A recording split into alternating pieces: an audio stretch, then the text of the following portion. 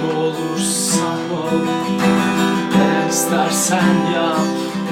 Sen de bu dünyada tek başınasın.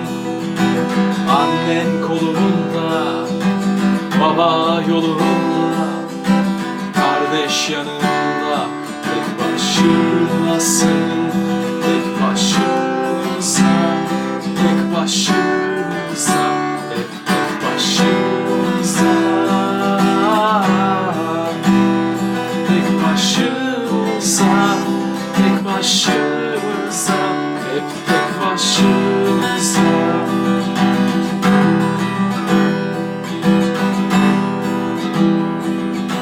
Sözler altında, gözler altında, yaşam kavganda tek başınasın.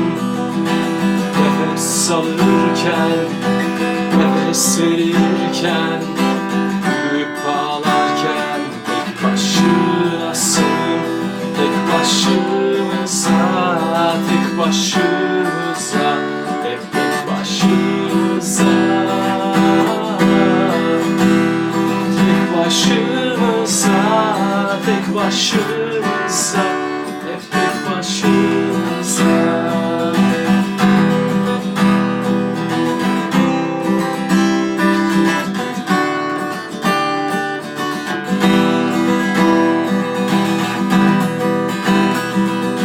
Tek başımıza kalmışız.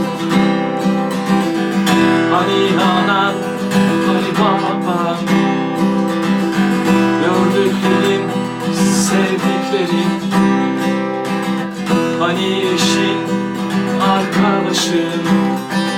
Tek başımıza, tek başımıza, tek başımıza, tek başımıza, tek başımıza, hep tek başımıza.